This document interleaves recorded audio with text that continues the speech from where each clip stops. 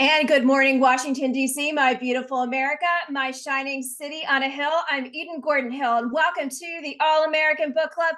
Ladies and gentlemen, as we are celebrating America this summer, I have a very special guest for the first time here at the All-American Book Club. Please welcome to the show New York Times bestselling author, a retired DoD Intel Operative, and president of Project Sentinel. We have Tony Shaffer. Thank you so much for joining the All-American Book Club. Eden, it's great to be with you. Thank you for having me. It's I always enjoy joining my old network that I used to be a fill-in personality for. So thanks for having me on your show. Absolutely. So we do have a lot in common. We both reside in the great state of North Carolina, a true battleground state. But as I was sharing with you earlier, I came away from this most recent weekend at Cherry Point, Marine Corps Air Station Cherry Point, as we were celebrating the Blue Angels and the Air Show. And I came away seeing a hunger and a thirst for patriotism. More than 80,000 people in attendance just on Saturday. And it was Mother's Day weekend, to just put a point of reference there. But one thing I wanted to ask you, our state, North Carolina, is rich in military history.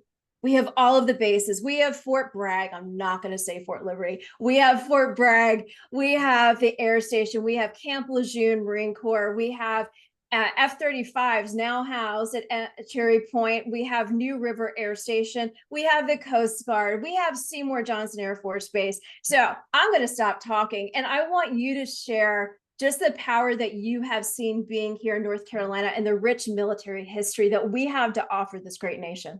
Thank you for bringing it up that way. Yeah, I live close to Elizabeth City, which is where the Coasties are at, and they have their air center there.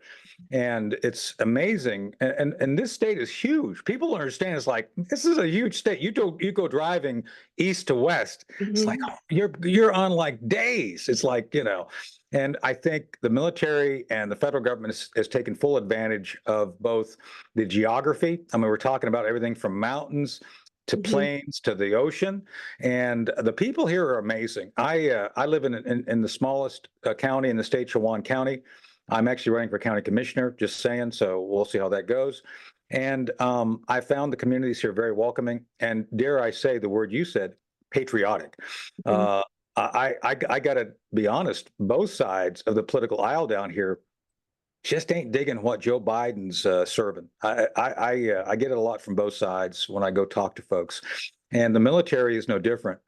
I've talked to a number of youth who've asked me about should they think about the military as a service, as a career, and I have a hard time making any recommendation that would put them in harm's way under this leadership, because Bob Gates, former Secretary of Defense, former Director of CIA, said that Biden has not been on the correct decision of any foreign policy issue his entire career. I have firsthand experience with that too, dealing with Biden on something. I testified before Biden years ago. So I think it's the diminution, the diminishment of leadership, and the lack of confidence and the use of the blood, sweat, and treasure we have, which has resulted in people not wanting to be in the military, even though they seek. It's a real contrast. It's people want to be in the military, but they don't want to be in the military because they know they'll probably be abused, and I think that's a huge issue at this point. Well, I know the numbers continue to change, but we look at the recruitment numbers have been the lowest since before World War II, and so we sit here and say, and some of the stories that I captured while we were at the air show, I met a first-generation Marine. Parents immigrated from Italy.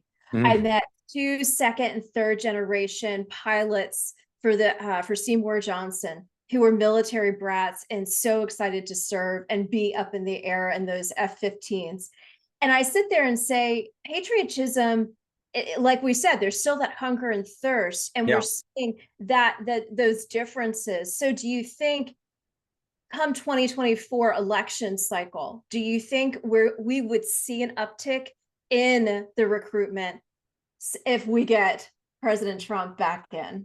Oh, I think so. And let me say why. And I was the national security advisor of the Trump 2020 campaign. I'm not saying positive things about Trump because of that. I can say some things which I'm not happy about because I don't think he did enough to protect his own administration in the end, just saying, but that's another conversation. But I think that two things will be restored instantly. First, the idea that the individuals who serve this nation are a valued resource. They're not a disposable product that they just send forward and let go. That's why Afghanistan happened. That's why we have, right now as we speak, Eden, there are Army Special Forces guys stuck in Africa that this administration doesn't want to talk about because they so badly abused those nations through the State Department.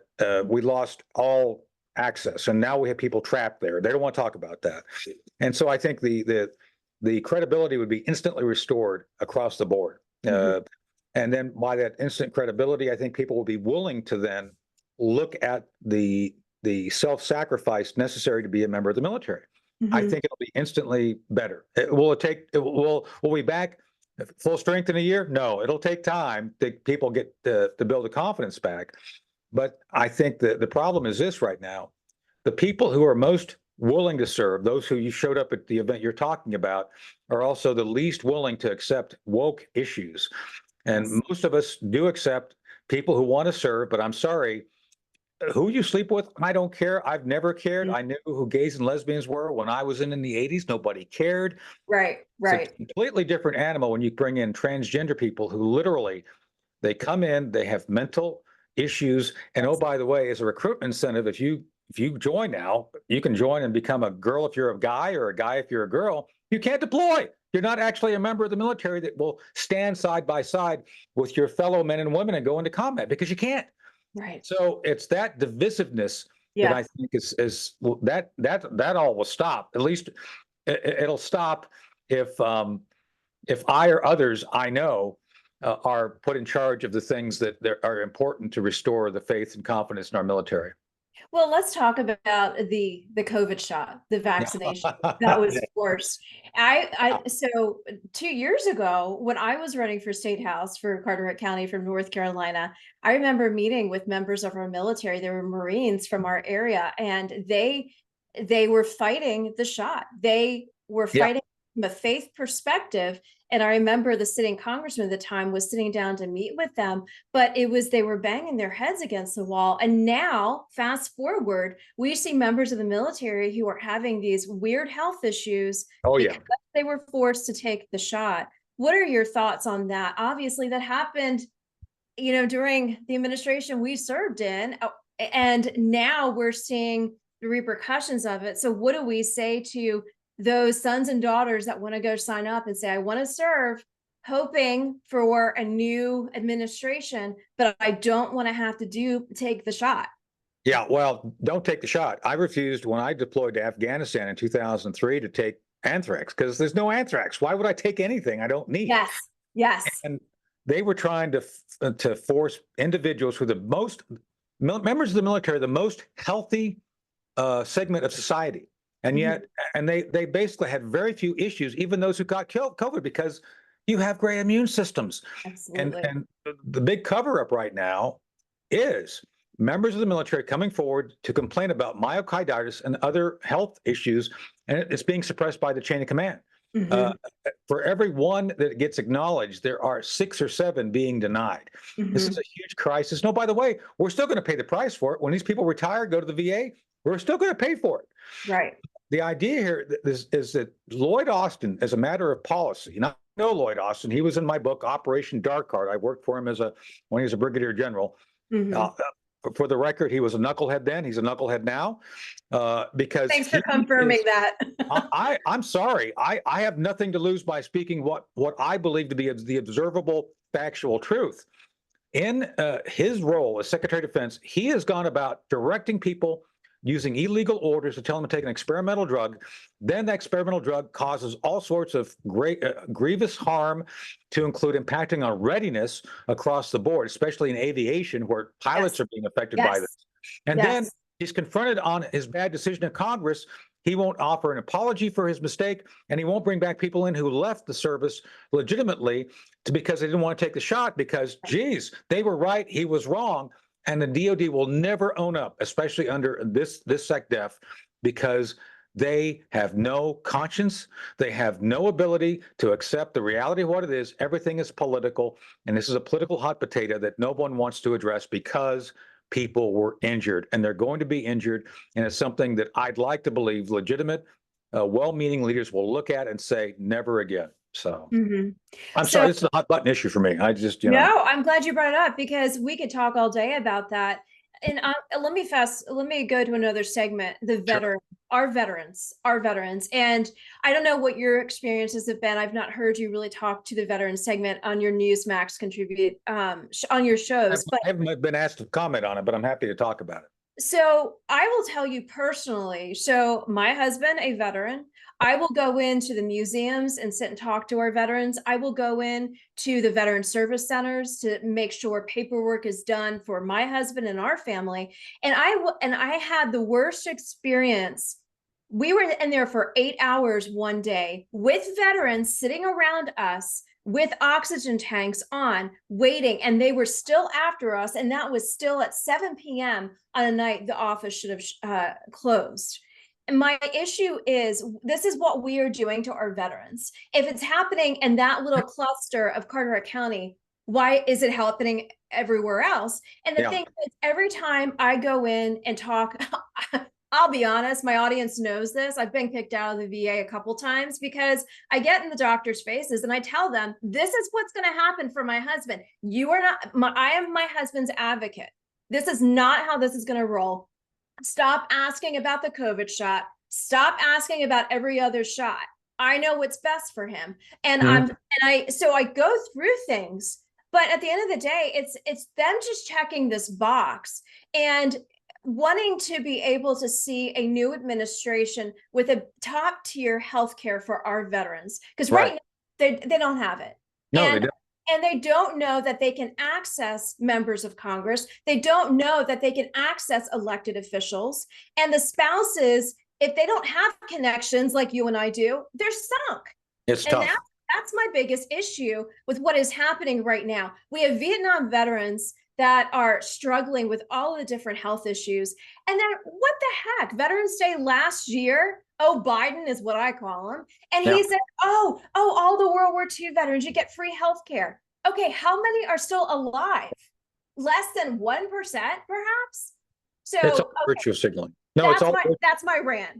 Yeah, no, it's all virtue signaling by this administration. It's like, have you benefited from the junk fees being cut? Aren't you feeling the enormous economic benefit of that? It's all smoke and mirrors. Right. And so especially in the veterans. So McDonough, the current veterans secretary, is another partisan politician first, administrator second. And oh, by the way, he's diverting huge resources, and this has been somewhat documented, not as much as it should be, from VAs, from veterans to illegal immigrants. Yes. This is happening across the board. So, there's no way in heck we should be allowing for the basically politicians who have committed themselves to an illegal course of action of allowing illegal immigrants to flood our system to take resources away from veterans. This is happening all the time. And I think it's one of those, and I was on just this morning with Robert Wilkie, Secretary Wilkie, former secretary, and he's a good guy. Yes, he was doing everything he could to fix those issues. What he was doing has now been reversed, and you have an administration in the form of the Biden administration who could care less. Any resource within the federal government, to include those who should go to veterans, will be diverted to whatever their political cause is. And at this point, is trying to create a permanent underclass of illegal immigrants who will be voting Democrat for the rest of their lives. So they could care less about what happens, the human suffering and pain of any veteran if it benefits the party to go and abandon them. That's what they've done. So I can't help but wonder if that's just another segment of why our recruitment has been so low, because this next generation sees how this current administration is cheating our veterans, and they're like, well, why would I want to fight selflessly for this country knowing that I'm going to be treated like as such? Similar to what the Vietnam veterans felt when they returned home. So go ahead. I think that's part of it, is because you see these people who have served. I always talk about it from the perspective of not quite the last full measure. The last full measure devotion is from the Lincoln's Gettysburg Address. Mhm. But I think people sacrifice a lot of their self. Mhm. I've known veterans who never come back. My boss in the Guard, Gary Enderly, never left Vietnam. He always was haunted by that. And I know that there are others out there who suffer traumatic stress memories and PTSD and all that. And it's a shame that we don't have people who are lining up to help them in the federal government. Many organizations help them, but the federal Yeah. government should be the one they first turn to, and they should receive, they shouldn't have to fight to get the resources and support that they deserve. And it's always a battle. Everybody, I'm disabled. I've got about 60% disabled because I was exposed to burn pits and I have permanent scarring in my sinuses. And I get these horrific headaches. Mhm. Some days I just have to go lay down, and I don't complain about it. It is what it is. Right. And yet, it took me like 3 different visits and 5 different screenings to figure out, oh yeah, you were exposed. And it shouldn't be that difficult for people to get the resources they need. It is a difficult thing. Absolutely, absolutely. In the final minute that we have left, Sure. tell my audience about your books that you've written. You're a New York Times bestselling author. And then also on a final note, where can we follow you, support your campaign, and anything else that we can do to support your work, knowing that you are bringing truth and fighting for our freedoms? Well, I'm a contributor on Newsmax, so I'm there all the time. And so that's a good place to keep up and keep what we do. ProjectSentinel.com, which is our website, which is focused on a nonprofit we run focused on liberty, on constitutional governance and military issues relating to we should be doing things like the founding fathers said we should, just saying. And now I wrote 2 books. Operation Dark Heart's the first one, New York Times bestseller, talked about my time undercover in Afghanistan in 2003, 2004. Famously, DoD bought the first 10,000 copies, made it into a bestseller, redacted it heavily, made it so that people, it's like, and we wanted lawsuits, like we can publish the unredacted version eventually, but people still buy this one. So it's great.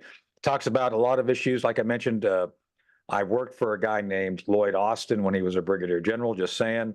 There's some interesting, I won't give it away, but there's some interesting exchanges in the book. I worked for McChrystal as well. McChrystal was there too. And then the last line, which is my other book, which is about the Southwest border. We knew about 10, 12 years ago, things were going to go bad there. So we outline in the last line, and it's a work of fiction because, as I just noted, DoD doesn't like me talking about what I really did. So we had to fictionalize stuff I did in the Far East and put it in the book and base it in south of the border. So people will enjoy that. People like it a lot. It's a very similar to the Jack Reacher series, if you'd like that. Oh yeah, absolutely love that series. Yeah. And so, it's a lot of the stuff that people see every day, we incorporated in there. And so obviously I'm on network with you. I do the Saturday Report. I'm one of the guys that comes on every Saturday at 7:30. And obviously I'm always happy to join you and others to talk about what we're doing. So thanks for having me on your show. I really appreciate our time together. Absolutely. Well, God bless you, and thank you for your How about you? service to this nation. I'm grateful to have you here, and we're going to get you back because we have more to talk about. Look forward to it. Thank you, Eden, for having me. It was great being on with you. Absolutely.